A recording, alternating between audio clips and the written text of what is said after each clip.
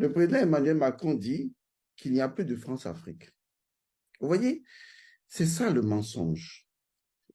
Parce que qu'est-ce qui est censé nous prouver de façon absolue qu'il n'y a plus de France-Afrique? Le premier élément, c'est la fin du franc CFA. Parce que le franc CFA, le franc des colonies françaises d'Afrique, le franc CFA ne nous appartient pas. Le franc CFA nous est prêté. Et sur ce prêt, la France gagne de l'argent.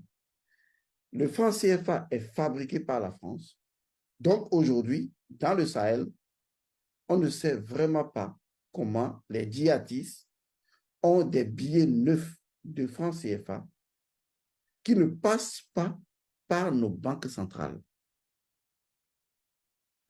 Vous voyez, quand on nous dit, quand un président ment en disant qu'il n'y a plus de France-Afrique, la démonstration qu'il n'y a plus de France-Afrique, premièrement, c'est justement que le franc CFA disparaisse et que l'Afrique ou les pays africains aient leur propre monnaie.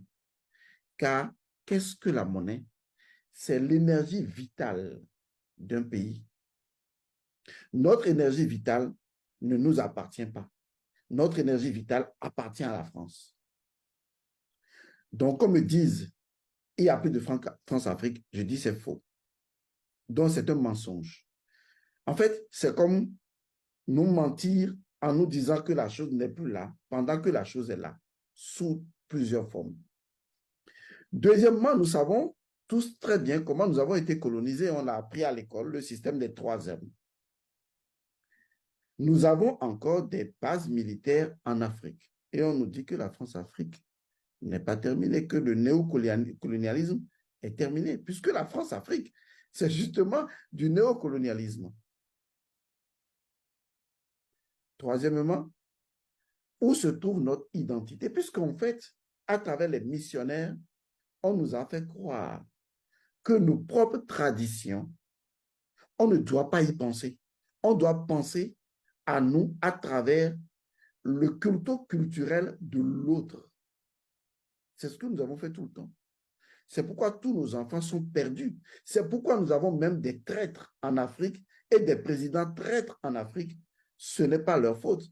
Parce qu'ils ont été lobotomisés, intellectuellement lobotomisés par le raisonnement, les missionnaires, la logique de l'Occident.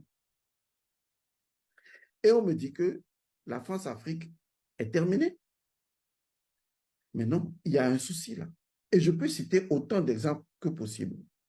Donc, il arrête de dire, de nous faire croire que la France-Afrique est terminée, qu'il n'y a plus de paternalisme, alors qu'il a toujours eu ces comportements condescendants, cette façon de parler. Et d'ailleurs, quand vous l'entendez, vous avez comme l'impression qu'il ne parle pas comme président, il parle comme quelqu'un qui est enragé. C'est déjà ce qu'il faut noter.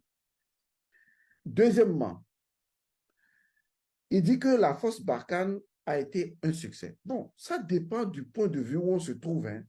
Honnêtement, ça dépend du point de vue où on se trouve. Parce que si je suis à un point de vue où je vois que c'est un 6 et que l'autre a un point de vue où il voit que c'est un 9, ben on n'aura pas la même compréhension des choses. Parce que pour nous, la force Barkhane n'a pas été un succès. Pas du tout un succès parce qu'en fait, pour nous, c'est quoi le succès? C'est lorsque un pays est en mesure, quand vous l'avez assisté, soi-disant, de finalement se défendre tout seul. Mais il a fallu également que on vous chasse en tant que force Barkhane et vous dites que c'est un succès. Il y a vraiment un souci à se faire sur le raisonnement de certaines personnes.